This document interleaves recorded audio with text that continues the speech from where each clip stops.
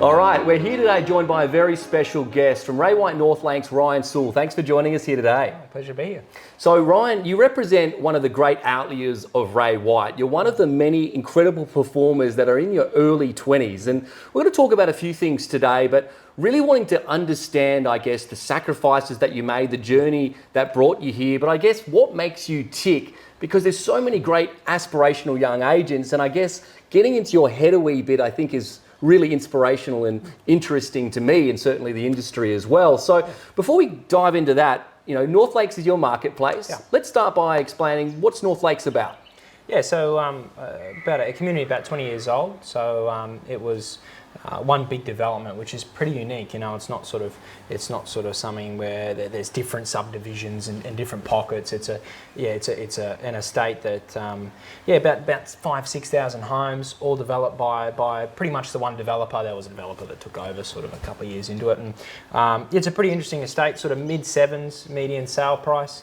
A couple of different pockets that perform differently to others, and a good split of owner-occupiers and investors in there as well. But yeah, nothing really older than 20, 21 years. So it's a newer estate, and been a pretty popular one recently. Just everything's been popular recently, but with all the amenities and everything there, the Westfield, the IKEA, it's sort of become a northern hub. Chermside, North Lakes, and then you're up towards the coast, which has been really good for the market. So 30, 40 minutes north of Brisbane, yeah? Yeah. Okay, so, nice new homes, nice family suburb, definitely suburbia in terms of mum and dad real estate. Yeah. So you're 20 years old now, and the story that got you here is incredible because you're the youngest chairman elite in Ray White, and that's the highest level of recognition. You've come straight out of the gates as a 19-year-old or an 18-year-old, you're elite, then 19 chairman elite, you're only just turned 20. Yeah, I mean, was that a surprise for you? Was this something that was intentional, or is this just something that was a byproduct of incredible hard work? I mean, this is not normal, right? Yeah, well, it was intentional. You got to do everything with intent, and whether I thought we were going to be exactly where we were, it was more so, well, what can we do? I didn't really have a particular number in mind. I really wanted to be elite first year, and then chairman elite second year. But the exact numbers that we got to wasn't really of interest. It was just can we sort of maximise each week, week by week, how many we were listing this week, how many we were selling this week, sort of looking at it that way rather than, here's a target number. I had a loose number in mind, with each year, but it was more so that we'll just do our best and see where we land and take it on the fly. So when you consider this, year one, approximately 60 deals completed. Year two, just shy of 220 deals. Now doing 60 deals is a lot, but plenty of people do it. Yeah. Doing 100 deals is a pretty wild benchmark, but going straight to over 200 deals in your second year, I mean, that must have been a wild ride. How did you manage the chaos of that dramatic increase? Yeah, it was just long hours really, and good staff as well.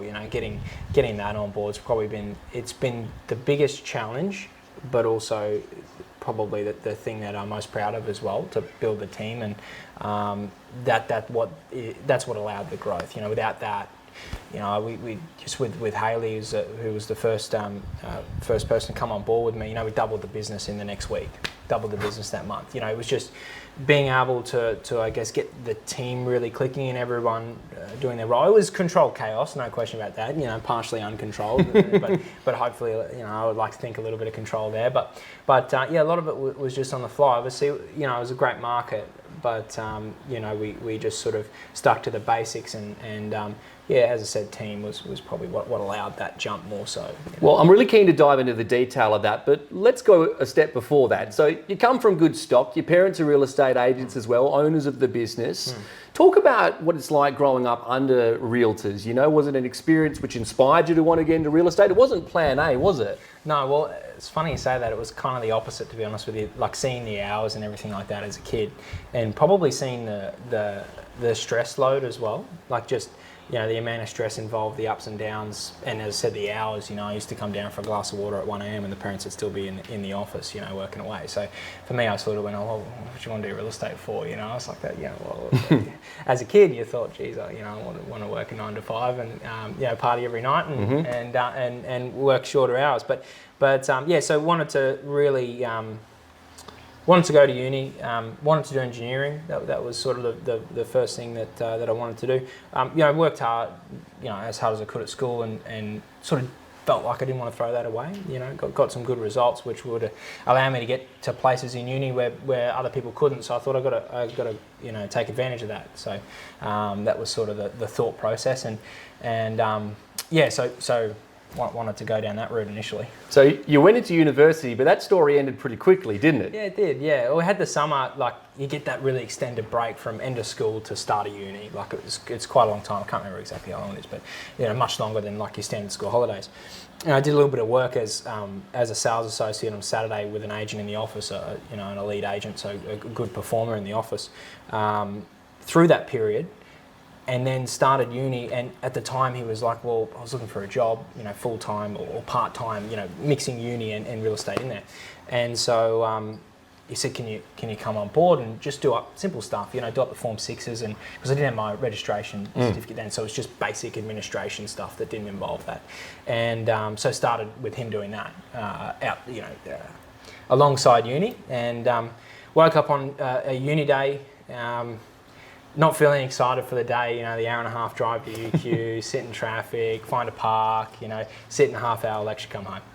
So those days I wasn't looking forward to, but the real estate days I did. I woke up and I'm like, oh, it's the real estate day, So I sort of realised pretty quickly that was probably the route I wanted to go down. So it became a pretty quick internal passion, what was the side of it that excited you? I mean, at that point in time, you weren't really doing the sexy jobs by any means. What was it that made you look forward to?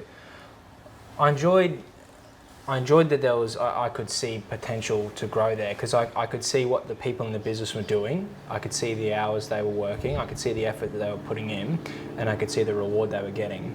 And I looked at it and went, well, there's a lot left on the table there. Mm-hmm. Like with what was being done, I thought, well, if you add an extra 3 hours a day to that, and look at what that would then look like in terms of the business you'd be able to create. I sort of saw it as a good opportunity and thought, well, I should capitalise on that, because I looked at it and went an extra 3 hours a day, very responsibilities-wise. I don't have kids. I'm young. I thought, I can do that. So that's probably what excited me more so than anything else, the opportunity to be able to do that, I guess. Now, the reason I think this story is so valuable is because, we interview a lot of people that are very well established, but they've been doing this for 20 years. Yeah. So the journey of what got them there perhaps, it's a little bit skewed. You're 2 years more or less entering your third year. This was only a moment ago. The thing I'm really intrigued by is this can't have been normal. I mean, your friends, they're still in uni. Your friends are still figuring out life. You've somehow figured out this direction of purpose. I want to achieve. I want to, have a very adult outlook towards life. What do you think influenced that? Probably same thing, opportunity. It was sort of like it was there, it was present, it was in front of me, and I thought I'd be silly not to waste it. When I got into then real estate, and I could see what was there, with what we've got access within the Ray White Group, and all the data and everything like that, I could see what was possible. I could see Pulse, I could see what those guys that were putting in the effort, I could see what they were making, and the numbers that they were doing in terms of sales, and that excited me, and I sort of looked at it and went, well. And as my dad had always said, you do it right or you don't do it at all, and especially with real estate, because if you sort of do it as a 10 to 4 and wobble in and wobble out, it's not really going to take off. So I thought, well, I might as well fully commit to this 110% really. So that meant sacrificing that sort of side of things. So, and that's the word I really want to dive into, this word sacrifice, because I think moving into a generation of instant gratification, sacrifice is something that people are becoming a little less common with. Yeah. I remember some of the conversations you were saying you might have had with your partner when you first got started. You were very blessed to have her support. But there were certain things that you put off, obviously, with the intention of, let's get this right first. Yeah. Can you talk a wee bit about that? Well, it was everything other than work, really. Exactly. That had to get put aside. It was when someone calls to list their property, or you get an opportunity to go in and appraise a property, it doesn't really matter what else is happening. Or you get an opportunity to do an inspection with a qualified buyer on a property, it doesn't matter if you've got a family dinner or a dinner with friends, or you're going out, it doesn't matter, And I think that was probably a challenge, but something that I knew the answer. I knew what I needed to do, but it was still a sacrifice. Like, it was really clear. It wasn't like do I do the family dinner or do I do the appraisal? It was, I've got to do the appraisal, but you still sort of knew in the back of your mind that you were sacrificing that, and to build this, to build the business up, you were going to end up losing, finding challenges in relationships and struggling to build relationships other than people that you're really close with, and the people that you're really close with understand it, as you said, the partner and everything like that. It was very clear from the start of the relationship. The relationship and real estate sort of started at the same time, and it was sort of like, well, I will be home at 10 o'clock at night. That's the way it is. Either we crack on with this or it's not, this isn't going to come together because, again, it was really clear what needed to be done. So, but what about your friends? What about, the people on the outside, people that perhaps grew up with you, maybe you had similar interests at that point in time, and as you had such clear direction and focus and perhaps they didn't, did you find you had to change your circle or did you find everyone supportive? Circle just narrows, it really narrows. I've got one friend one really close friend that, that's sort of there. And that, when I say that, I mean, that's a friend that would box drop with me at 8 o'clock at night. Yeah. He knew that the only way to hang out with me was I wasn't doing anything else. So he'd say, "What you doing?" I said, "What do you think?" And he'd say, "All right, I'll come box drop." He does one side of the street, I do one side. Once a week. That was how we hung out. Then we go get dinner afterwards, grab a burger. That was, and the friends that were more, less interested in that, less interested in sort of hanging out, which I don't blame them at all. Of course, they're 20. I go box dropping at 10 o'clock at night when you be out doing whatever you want to be doing. But yeah, just tightened. I had a partner and really that friend that was. And we've been friends for, which doesn't sound like long, but only young, it's been 9 years. So, it's a very long-term sort of friendship. So it just more narrowed the friendship circle. But there were sacrifices there. Lost a lot of friends. Lost a lot of friends by saying no. As I was saying before, it was, do you want to come out tonight?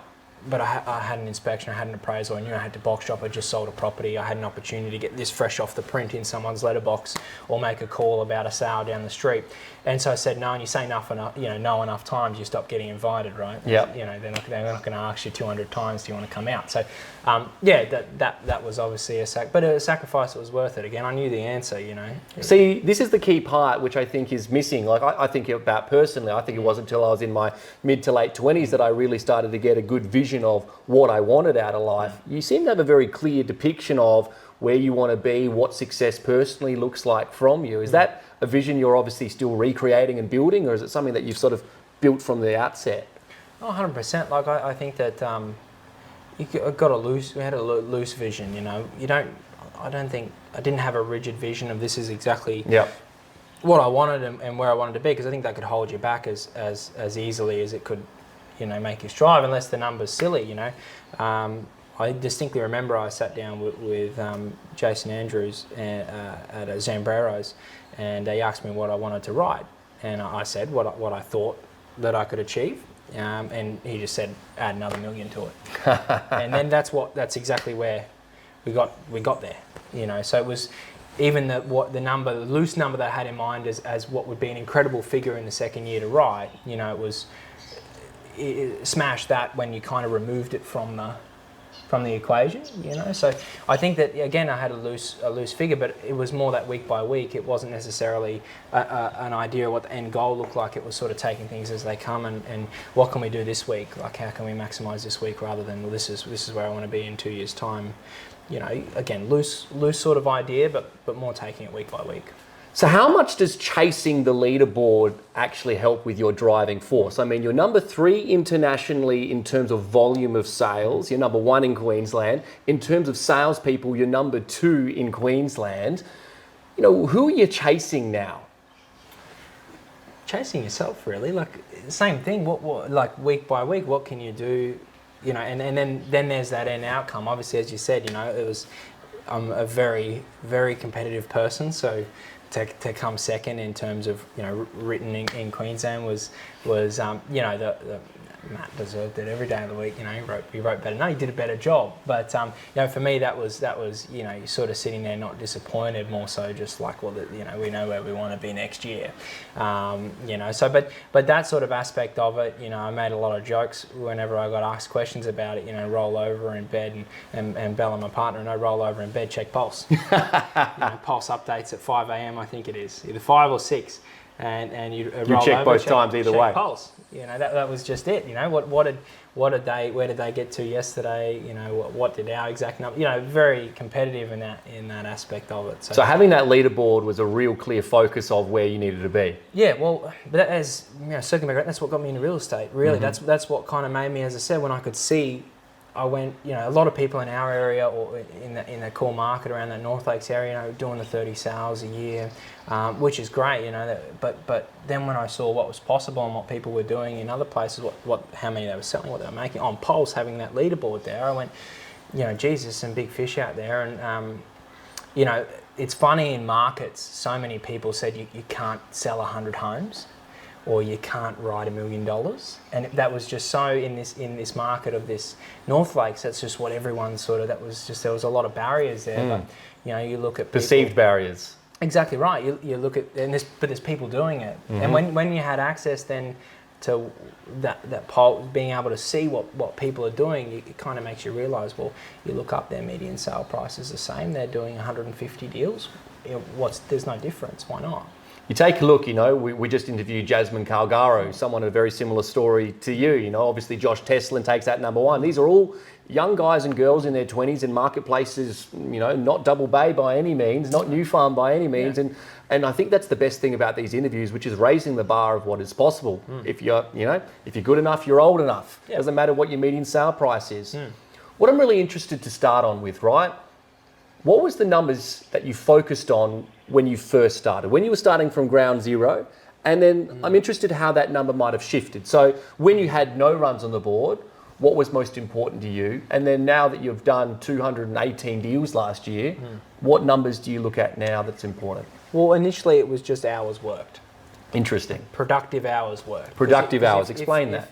Well, you know, not sitting on your phone, not having a gas bag in the lunchroom, you know, productive hours. If you were working sort of, you know, 9 to 10 or 8:30 to 9:30 or whatever it was, and you had your one lunch break at your desk, you were doing a lot of productive hours. And if you're doing productive hours and you're doing the right things, it's never going to not result in outcomes. So that was initially what I focused on, was number of productive hours, and also what was your goal? Oh, as many as you could. 9 o'clock to 10 o'clock. Wow. That was what I wanted to do. 9 o'clock to 10 o'clock. 5 days, 6 days, 7 days? 7 days. Wow. 6 days, sorry. I initially worked 7 days. Yep. In all honesty, that didn't last long. Yep. For me. That lasted the first 6 months. Yep. I couldn't do 7 days a week with that. Did you find you were more productive when you had better balance? Yeah, but still working. It was important to me to still work the same hours during the week, but then have the Sunday. And that's what I found was pretty important. I'd actually improved my business having the Sunday. I like that. Explain that. Explain, you know, how you try and get, I mean, it sounds like balance, right? It's not balance at all, but balance for a high performer. What is important to you to get that day off? How do you disconnect and recharge in that time? Well, I think that making sure, if you work until the 10 o'clock on the Saturday night, which we were, there was nothing to do on Sunday. The only stuff there was to do on Sunday really was carryover from Saturday if you didn't work the hours on Saturday. You know, so if you've got people calling you about, you know, they sent you an offer yesterday and they haven't heard back from you, then that becomes a Sunday job. But if you do that Saturday night, problem solved. But I used to do Sundays, I'd just do a lot of box dropping and the calls and things like, and the text messages and things like that. So then I just sort of, you know, there was stuff that then needed to be done. You know, ultimately there was lawns to mow, you know, like that was more sort of what actually, you know, there was time to spend with the family as well, which I thought was important. But it was making sure that still the weeks didn't change. The reason I love this so much is because that's the one thing that everyone has available to them, which is time, how you use that time. Now, I'm interested, you've obviously got a team and they're all young and developing and up and coming. Now, you've figured out how to make this work. Not everyone struggles to do the same thing, right? So you know, when you take a look at either your team or other young agents that maybe talk to you or that you just sort of look from afar, you know, what are the things that you sort of see people spinning their wheels on, wasting their time, where they perceive to be busy but maybe doing the wrong work? Yeah, probably a little bit of what I've seen is, you know, 5 o'clock comes and there's nothing to do. Yep. And the reason there's nothing to do is because all the stuff's been done during the day that should have been done during the night. Got it. Like box dropping is a great example. You know, for me it was, you know, go until 6 or 7 when you could call people.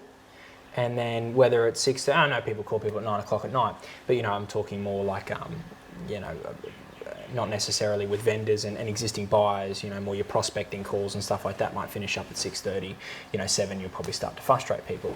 So 7 o'clock comes, then you can start doing the brochures, making up the DLs, cutting up the DLs, you know, banding them up and then delivering them from you know, 8:30 to 10, you know. But that's not something you need to do during the day. That's probably the one thing that I've always seen, you know, at the printer printing out brochures at 1 o'clock when you could be on the phone or could be doing something that you need to do during the day. Like if and that's what I started to ask myself was, does this need to be done during the day or can I do this tonight? Love and then that. I got to the point where I had a task list in my calendar at 6:30 p.m. of all the stuff that, and I still do today, of all the stuff that I've gone during the day. Right, I don't need to do that now. You know, and someone calls up wanting a desktop-based appraisal is a good example. You know, you don't need to do that if they call at 3 o'clock. You don't need to do that at 3 o'clock. What a simple system. So it's just a consummate delegation of time. Does this need to be done now? Can I do this later? Well, so what are the non-negotiables? What are the things that need to be done during the office hours? What are the priorities? Appraisals, Yep. calls, follow-ups, whether that be from buyers or of buyers or of appraisals you've been to, general prospecting calls and prospecting texts and things like that.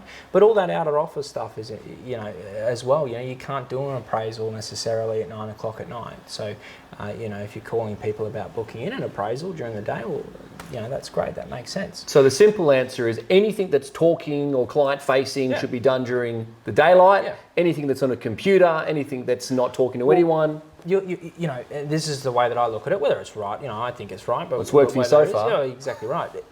If an owner calls up wanting a desktop appraisal at 3 o'clock, it doesn't matter whether you send it through at 3:30 or whether you send it through at 8 o'clock at night. Mm-hmm. I don't, you know, if anything, I think it probably, if your email is good, that is, you know, if the email you then send through is good and it's detailed and it comes across as there's been time and effort put into it, and you do put the time and effort into it at 8 o'clock.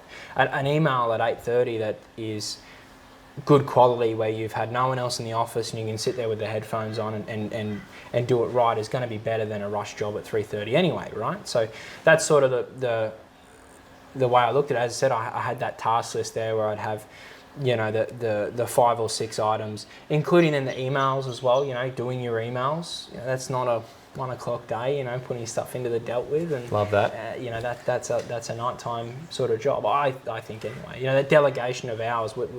What can you do? And it's, as I said, I just asked myself, does this need to be done now? Can I do this tonight? So the reason I love this so much is it's that is so easy to implement straight away for anyone that's out there, which is not a lack of time, a lack of priorities. But, you know, the interesting thing when I consider this whole idea of order and chaos, there's a word that I sort of think is really relevant in it. You can't have a business with more than 200 transactions without chaos happening somewhere. Yeah. But what parts of your business need to be ordered and succinct and you know, systemized, and where can you allow chaos to take place, where you can delegate time and resources appropriately? So to your next step, right? Hours is year 1. Is that still the goal? Or, you know, now that you're sort of, let's go to year 2. You've done 60 deals. You're an elite. You're a good writer by all means. You're probably starting to figure things out, growing a team. Yeah. Where's your focus shifting then? Then it become more numbers based in the sense of a range of numbers. You know, GCI is important, but I think the volume of transactions is more important, because if you have a 180 month in comparison to a 200 month, it might not necessarily be that month was worse. It was just that there was a slight difference in the value of property that you sold, you know, and that's not something that you can that you should beat yourself down over. If you did the same number of transactions in a month, well, then that's really all what the key focus should be. Agreed. So it was just about, for us, like personally, the goal was 4 listed and 4 sold a week. Now, you've obviously got incredible insight because you have an attention to detail, right? So you use Pulse, you use whiteboards. How do you track your numbers? What numbers are you tracking? So you mentioned 4 sales a week, was it? Yeah, so that's the goal. 4 listings and 4 sales a week. That was so. And you had some weeks where it was 5 and then 3. But if but when you have those, it was then important to sit down, or for me to sit down at the end of the month and go, right, did I actually achieve 4 listings and 4 sales each week? And if you didn't? Well, if we didn't, then we knew something was wrong, and then you got to look at it and go and sort of go back and assess what happened during the week. Did you slip up and finish at 8 o'clock instead of 10 o'clock a couple? So it comes back to the hours piece. Yeah, well, that's all, it comes back to hours and what you were doing in those hours, but also then that's where, as I said, the biggest challenge was getting the team right, but then also something that was great when it come together was managing that aspect of it as well, and getting the right people involved. I think was obviously important because it's always a pretty proud moment when you have someone specifically mention what a great job that one of your team members did, and getting the team going was then, you couldn't do what we were doing without the team numbers wise. So, but yeah, again, like if you weren't reaching those targets, in most cases I turned around and looked back, and it did end up ultimately coming down to number of hours in versus results out. It didn't. That's where the problem was. See, this is so great because when I think about people that are coming through, usually you can break down success or failure down to 2 categories. Did you have the skill set or did you put the effort in? And 9 times out of 10, you could have the most skilled people, the smartest people, but they just didn't do the hours. You can't outsmart the hardest worker in the room, right? Yeah. So let's talk about your team, right? Now, I find this so interesting for young people because developing great high-performing individuals is common enough with young people, but developing leaders with young people where you can make others great, well, that's a little harder. Talk to me about your journey as becoming a leader, and you've obviously found your feet early, but what's the hardest part about being a young person and having to lead and inspire and grow others? Well, I put on my Hayley, who still is with me today, put her on really early. Was that inspired by a coach, your parents, someone else? 2 things. The opportunity come up to get Hayley, who was the right person for the role. She was in the business, was sales administrator in the business, decided to make a jump, which we don't talk about, to another business.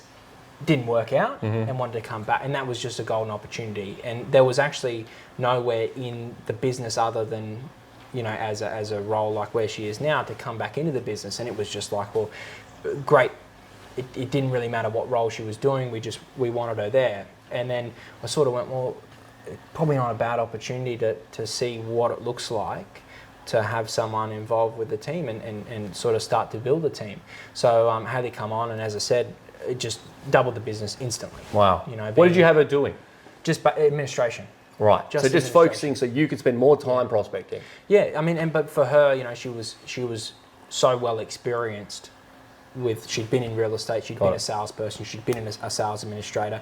So the advantage for me was I didn't necessarily have to, she just knew what she was doing and she was great at her job. She didn't need to, it wasn't starting from 0, it was starting from 100. There was nothing to teach, there was nothing to, just hit the ground running, which was important because there was so much happening for me. I didn't have time to try and, put someone on that I had to kind of grow. She was already fantastic. So that I attribute a lot of when you say we went from 60 to 218, I attribute a lot of that to being able to bring someone like Hayley on board who could just hit the ground running, and there wasn't that month delay where you got someone up to speed. Having said that though, there was the sacrifice of, ultimately great people. I looked at it, it was a lot, it was a big investment. I hadn't written a great deal of money at that stage, so it was a big leap, and I think when it wasn't in premiere yet, at that time, so it seemed probably too early. I think most people probably go it was too early, but it was probably the best thing that happened. So let's surmise a couple of key points here as we wrap this up, right? You can't get around sacrifice. It's about delegating the right amount of hours. It's not just doing the hours, but doing the right work at the right time. Yeah. And then, of course, your ability to continue to push, grow a team, and grow an infrastructure that supports your ambitions. Yeah. What else would you add? What else would you surmise your success down to over the last 2 years? And I guess, how do we wrap this up with where to from here? Good question. Hopefully onwards and upwards, that's Yep. the plan. You know, obviously we're coming into changing times, which is exciting, I think, more so than anything else. I think it seems like this is a great time to build market share further. You know, I think that listening to a lot of people, some of the best stuff I've heard within the Ray White group is, you know, a lot of people in defensive mode at the moment. It was actually Mark McLeod. I thought it was fantastic listening to him. You know, 5 minutes of value, it's invaluable to your business. You know, everyone's in defensive mode. And I sat there and I went, that's kind of true, you know, and why can't your business grow in this time? Why can't you do more deals? So instead, I was thinking, you know, geez, we're coming into a more challenging market. You know, is this going to be something? Can we sustain where we are, or, you know, is it going to come back a little bit? Instead of thinking about growth, so I think switching the mindset up, going the other way around, and thinking about growth is probably where to from here. Love that. Yeah. Ryan, you're incredibly humble, you're incredibly curious, and you're incredibly giving with your time. Thank you so much, and good luck for the future, my friend. Thank you. Thank you very much.